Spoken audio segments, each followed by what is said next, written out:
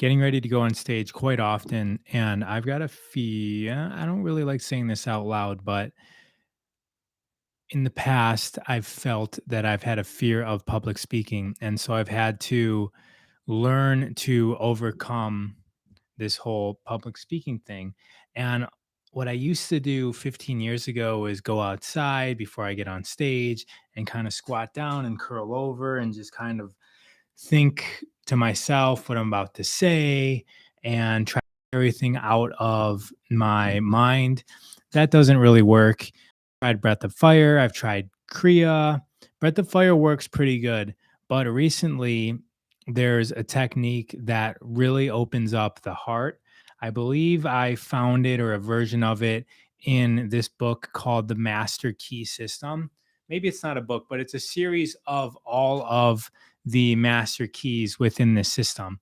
And so to eliminate fear, it's about opening up the heart because the heart is surrounded by a cage, and that cage is your ribs. And those ribs are opened and closed by the lungs, and the lungs are open closed by the breath, by the prana. So by taking in breath, not only are we flushing in new energy, but we are also releasing any sort of stagnancy in the heart. So, in order to quickly, and I mean quickly, within a few moments, eliminate breath, we have to get or eliminate fear. We would strive to get in as much breath as possible into the lungs.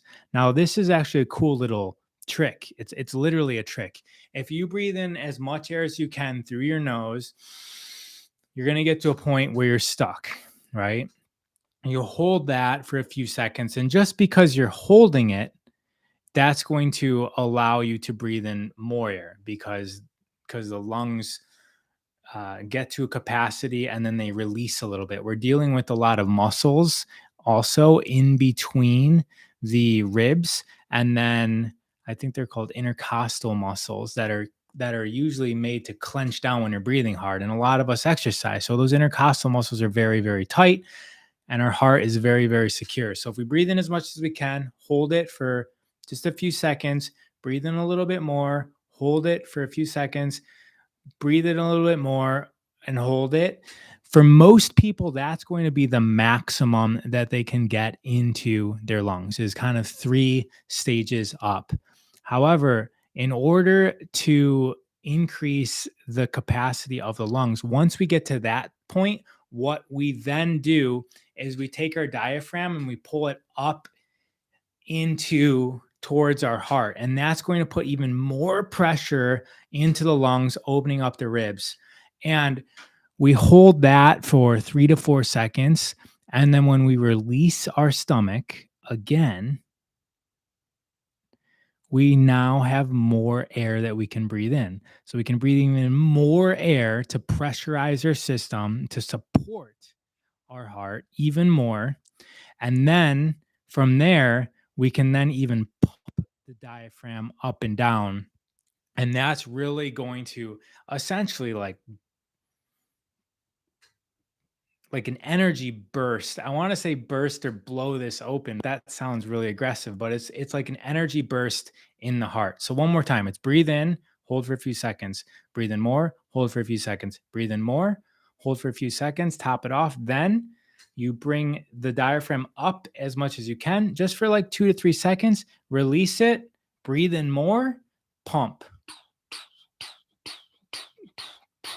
Basically as long as you can. You're pumping that diaphragm up, up, up, up, up, up, up, and then release. And your heart essentially just got a massage. Everything that's kind of tight in your heart area, in your lung area, is it just got essentially massaged, got expanded to a greater degree than it ever has before. So let's do one scenario of this. And if you're feeling nervous, if you're feeling anxious, if you're feeling fearful of any type, this is going to help out. Okay. So everybody just sit up nice and straight. Take a regular inhale through the nose. And I'm going to guide you through this, which means I'm not really going to be able to do it very much. Exhale, inhale one more time. Exhale. You can close your eyes. So take a deep inhale through the nose, fill up your lungs as much as you can. Hold. Breathe in a little bit more. Hold. Breathe in a little bit more. Top it off. Now pull your diaphragm up into your heart, holding that breath in still. Release the stomach down. Keep the breath in and breathe in even more. Fill in that space. Hold that breath and now pump the diaphragm as many times as you can before you need to release the exhale.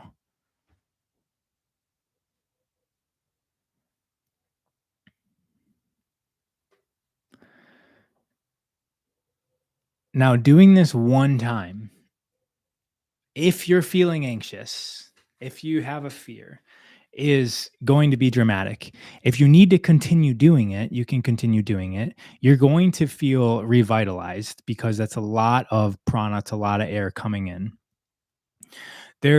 While we're on the topic of fear, there's different types of fears, right? There's phobias where we've got an intense or an irrational fear about a specific object, situation, anything like that. Somebody might have fear of animals, might have fear of body parts, might have fear of uh, types of people like clowns.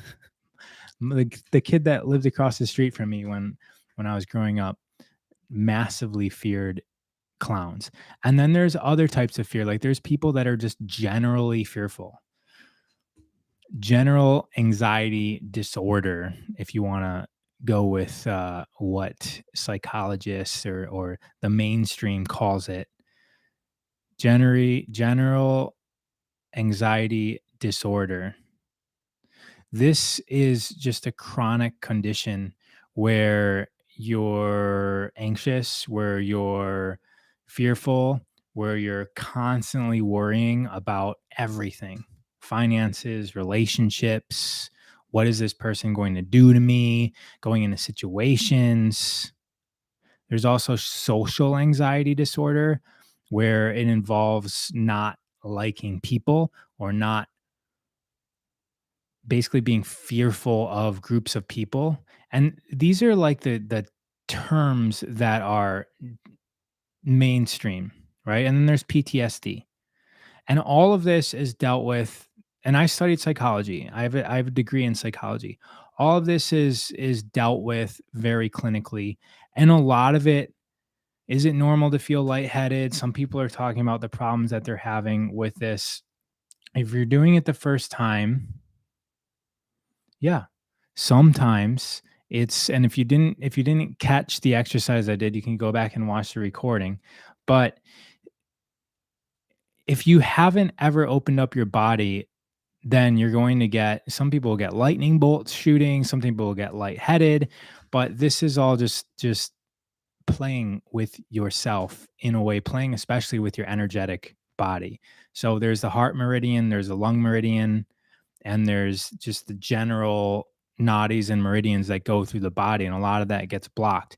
And the reason why we get stuck in an emotion is because as we sense something, it runs through our body, right? It comes up from our ground, and first we diagnose whether it's a threat or not, and that's where these lower energy centers down here, right? If you think about what's in control of our security, it's our legs, it's what moves us around. What's in control of life, what's in control of our creation, it's our sexual organs. That's what's creating, that's our creative forces. Our navel center is our initiative, it's our willpower, it's our gut, right? It's our guts. Our heart is where we're essentially translating the base level survival mechanisms, the lower energy centers of the body. The heart is translating that into the higher energy centers. It's like the bridge. And so a lot of the lower energy centers are associated with things like anger, guilt, shame. And the higher ones are where we're going to get into joy, love, appreciation, acceptance, harmony, satisfaction. And so when we come into a situation, that situation we're going to experience through our entire body. We don't just experience things up here. Our entire body, all of our organs, all of our meridians, all of our body experiences it. That's why have you guys heard the phrasing scared shitless? You can get so scared that you shit your pants because it's all it's there's nerves that run through the vagus nerve runs through all of the organs, and there's responses to events that emotionally will turn off organs, it'll turn off structures in the body because we're experiencing life throughout our entire being. We're not just experiencing it in the head. So when we experience an experience, it's coming through these energy channels. It's coming in through our root and it's going up through our heart and it's coming out through our crown. And if it gets stuck somewhere, that's where like you experience something and you can't let it go. That's what this saying means. Like it's stuck inside you. It's stuck and it's giving you anxiety. It's stuck and it's stuck in your liver and it's giving you fear. Kidneys or liver is anger, kidneys are fear. It's stuck there. All right. Or maybe it comes up here and you talk about it. You get to express it. You let it out. But before that, if you're just bottling it up, right? Have you guys heard these sayings, right? You're pushing it down, you're bottling it up, you're pushing it away, you're keeping it down here. So a clean vessel lets life flow through it. You experience it and you experience life as like a river coming through you and you're in the flow. Why am I talking about this? Oh, because all the fear disorders, as they call it, a lot of times they're trying to diagnose the problem of the event and talk to the trees, the sun, and the plants about it. The trees actually are nature's, or I should say, the earth's library. They are the wisdom keepers. If you've never attempted to talk to a tree, one way that may help is to notice and realize that you are the tree and the tree is you, and that you are nature. It is of one substance. And it's really easy for us to think of ourselves as individuals, even individual human beings or individual animal versus plant. But taking a perspective of oneness is really easy to do, especially when you're looking at a tree, because you can look at a tree and you can see the different leaves on the tree. And those leaves, if you were to zoom in onto a leaf, that leaf for sure has a perspective of being an individual. It is an individual leaf. It takes in energy, it excretes toxins, it has a will to live, a will to survive. It's fighting for survival. It's building mechanisms within itself to withstand the cold, to withstand bugs, to withstand the wind. It's fighting to survive from that one leaf's perspective. But we're not that leaf, are we? We're looking at the tree, and what we can see is that there's many of leaves, and all of those leaves are part of a bigger organism called the tree. And so from the tree's perspective, the leaf is merely a part of the tree. From our perspective, the leaves are most definitely a part of the tree. And what happens every year? All the leaves die, they all go away. And the tree, the grand organism, comes back and sprouts new leaves. We're talking about how to talk to a tree.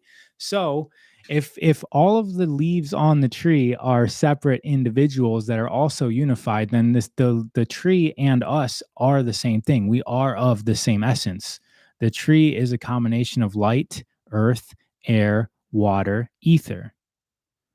If you don't know what I'm if you want a little bit more, a tree is breathing in air. It's taking in light. It's breathing in air And the air that it's breathing in is carbon dioxide. So it's CO2. And it breaks that. And it releases, so it takes the C part, the carbon, and the O2, the oxygen, it lets out. It just says, we don't need this. So you've heard that trees give off oxygen. That's how it does it. It takes light and it breaks the CO2. And then it takes that carbon and it combines it with hydrogen and oxygen that it's getting from where? The water, right? Trees are taking in water from the earth. So it's taking carbon, combining it with hydrogen and oxygen from the water. It's letting the oxygen from the air out for us, and it takes it. And if you look up what cellulose is made of, which is what makes up the tree, cellulose is made of carbon, hydrogen, and oxygen. So we've got light that's facilitating the energy, it's facilitating the organization of this. Light is also, I don't want to go there, but we've got the carbon from the air, the hydrogen and oxygen from the water. We've got the minerals from the earth. So if you burn a tree, the ash, the thing left over, you can burn an entire tree. What's going to be left over? Just the ash. And what is the ash? The ash is the minerals. I forget the percentage, but it's like 1 or 5% of the volume of the tree is going to be left over. It's the ash. I think it's closer to 1%. That's just the minerals from the earth. That where do the carbon, the hydrogen, and the oxygen go? Well, when fire is the light. So the tree's storing the light also. So when you combust a tree at a certain temperature, it's going to release the light. Fire is light. Light is not fire. Fire is light, though. So that's the weird thing that I had to rework in my head, is that we were taught that the sun is a burning ball of gas, that light is fire. Because when we see fire here, it gives off light. Right. Because that's what fire is. It's the stored sunlight in the tree. But it doesn't work the opposite. You can't say that up there light is created by fire. I guess you can say that. But an electric universe model explains it a little bit differently. Why am I talking about light and fire and elements? It's because we're talking about how to talk to a tree and that we're all one. Do I want to say anything else about fire, light, the carbon, the hydrogen, and the oxygen? Basically, it goes in reverse. It lets off CO2 and it brings in oxygen to do it, right? The fire sucks in oxygen and it creates CO2. So the essentially, when you burn a tree, the reverse happens. You burn anything, reverse happens. As it was grown into a tree, it almost reverses back out into the atmosphere. I want to say that the chemicals that a fire releases is like chloro. It's like a longer word having to do with carbon and hydrogen.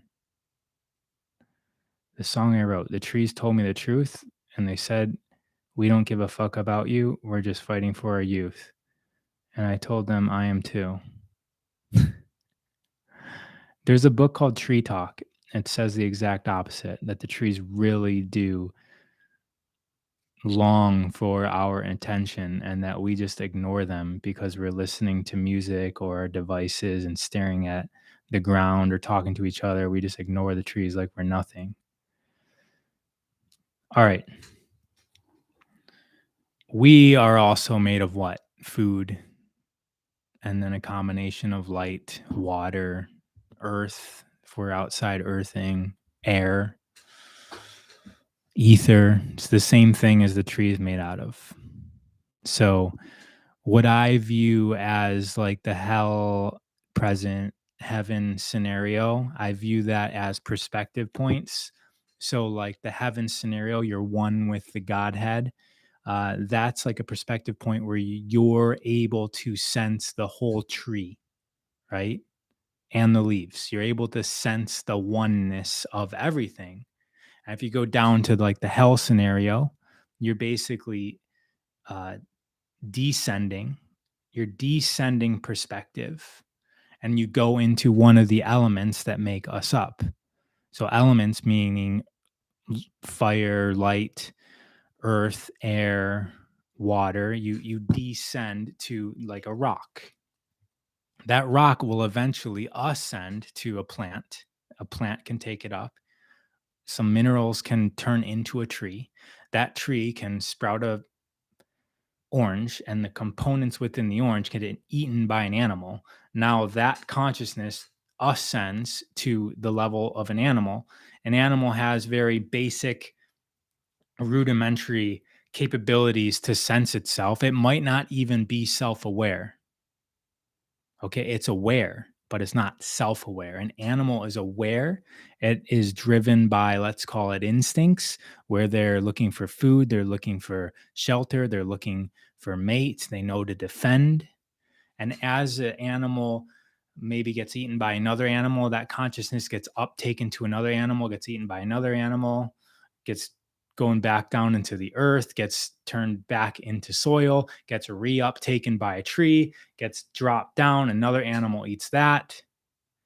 And then maybe this animal that just ate the berry that was made from the earth that the previous animal died and went into, that animal's a gorilla, and a gorilla is gaining self-awareness. It's a higher level, it's an ascended version of the piece of mineral that became a plant, that became an animal, that died, went back down, then became a plant again, then became an animal. A gorilla has self-awareness, protects its family. We've got a male gorilla that's aware of itself, and it's aware that it has a role. It's to protect the harem. And if it is successful at doing that, it gets to mate with all of the females. And if it mates with all the females, then the females birth children. And it's aware of all of this. And this is the process of ascension, because the next level above that is a human or a humanoid. And this is happening throughout all planets. And a humanoid is us, and we're fully self aware. And back to animals, we went from aware to self aware. That's the spectrum of animals. And yeah, there's animals that are very self aware and even more self aware than us. If we start looking at like dolphins and whales, um, and and maybe even other life kingdoms like fungi.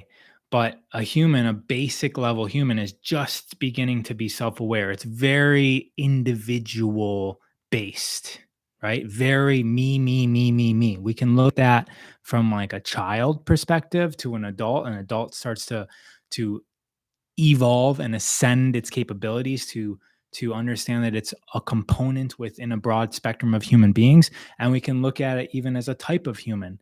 We've got the person that is very self-centered, living, maybe I would be making some generalizations. I don't want to do that right now, but we've got those type of humans that are very, very self-centered. And then we've got the other humans that are very service of others oriented. They understand the perspective of the tree and that they're an individual leaf on a bigger organism. Now, where do we go from here? We go into an awareness of others, not just self aware, but an awareness of others. And I'm not talking about like, oh, I know that person exists over there.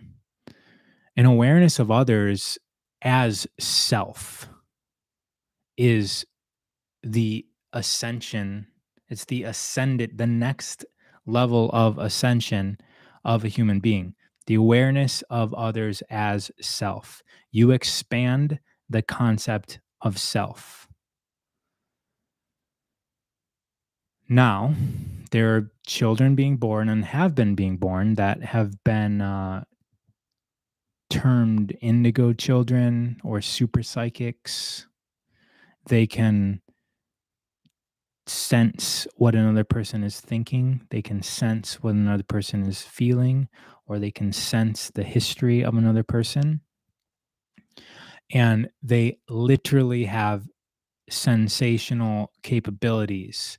There's many people probably listening right now that have these characteristics, that have these aspects of themselves. Empaths as well might be able to empathically feel another person. If the entire planet could feel another person's emotions as if they were their own, so that if somebody that maybe we see or don't see is struggling, and it feels like we're struggling. If somebody else is hungry, it feels like we're hungry. If somebody else is happy, it feels like we're happy.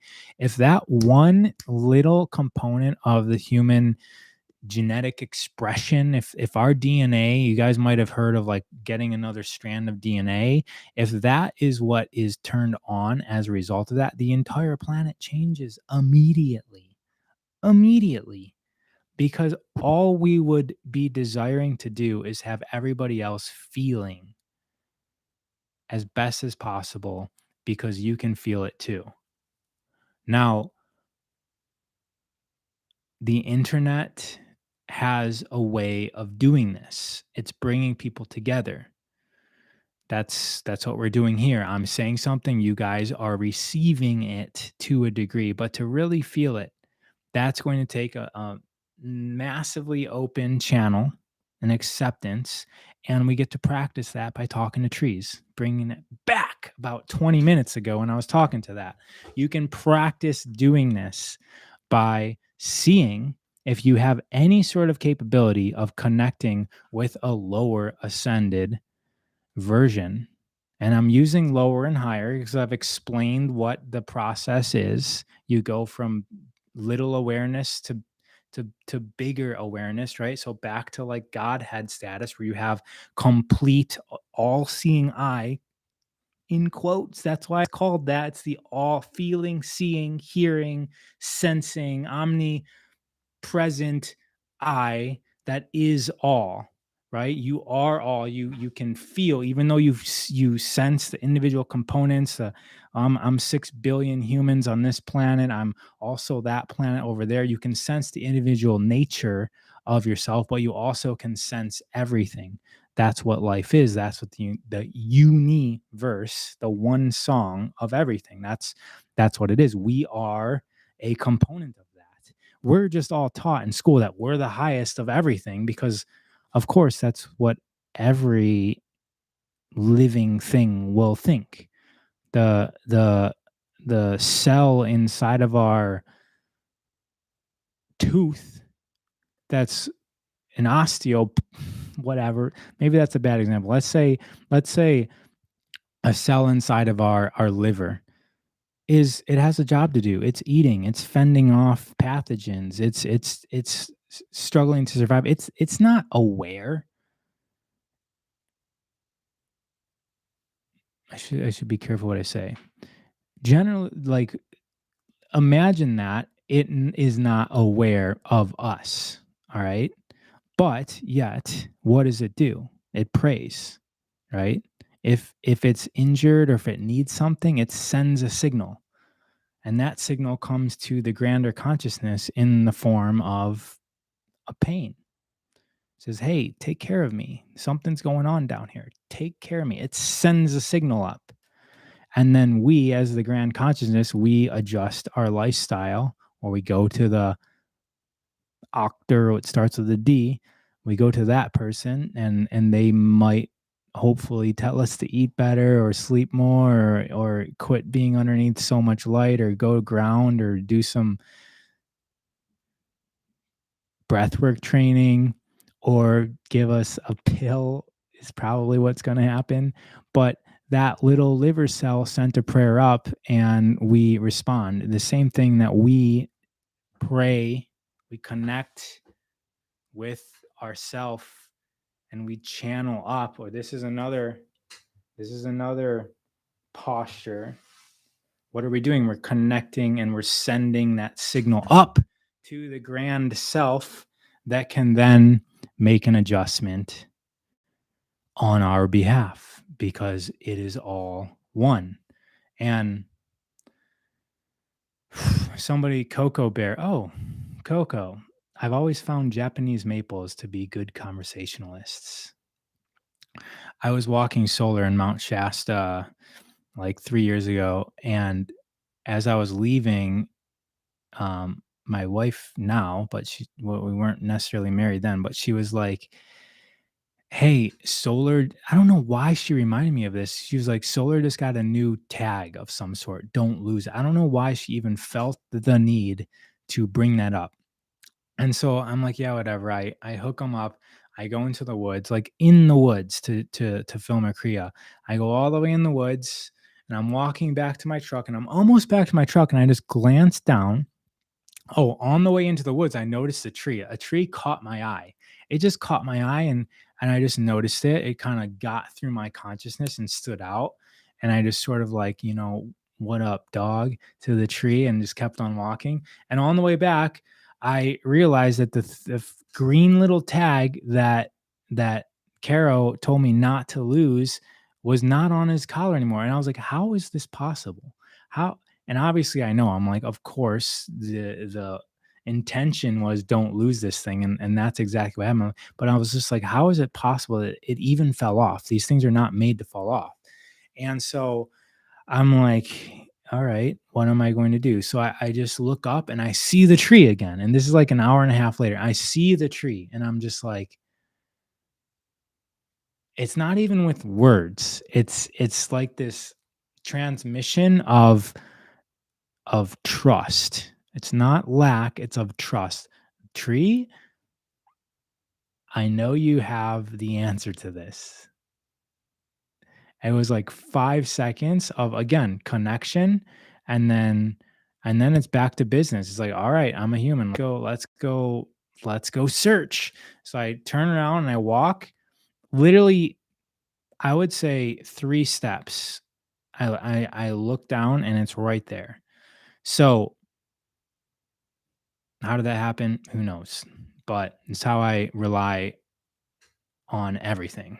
The stuff I'm telling you guys, I'm kind of giving you the basic level of why I trust and know this to be, but it's also practically useful in situations that we as individuals may not have direct control of. Here's an amazing thing. An amazing thing. Some things that you can learn and completely change your entire life. This physical realm right here, this is already manifested. It's already here. It's already in matter. It's already been birthed. Okay, that's what the matter, the mother is. It brings energy into matter. The papa, the pattern, the father inseminates the pattern of the energy into matter. In order to have serious power and control of manifestation of this, go to the origin. The origin is non physical. The origin of all of this matter, all of this manifestation is non physical. It hasn't been manifested yet. It is inside you. You have access to it through yourself into the unmanifest. Go to the unmanifest. Go into your intentions. Go into your image nation, your imagination. In order to have impact on this materialistic realm, you must go to the origin, and the origin is non physical.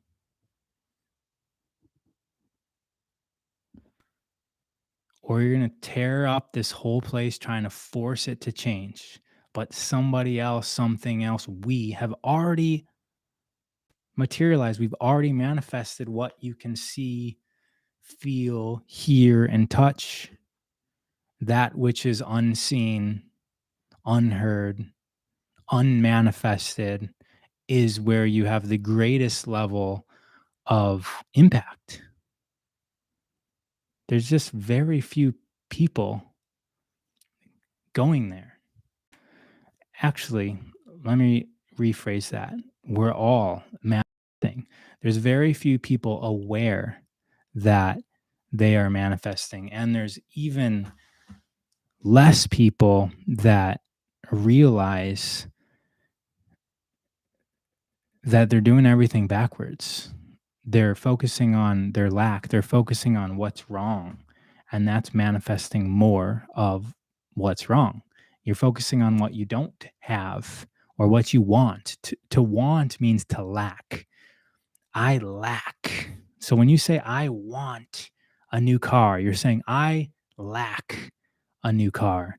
I'm lacking a new car. I'm lacking a lover. I'm lacking the perfect career. I'm lacking a comfortable house. That's what you're feeling. That's what you're mentally projecting into the unmanifest every time you think to yourself that you want something. Look up the etymology of want. It literally means to lack. Desire, on the other hand, the etymology of desire means from the stars. De sedere is where desire comes from the stars.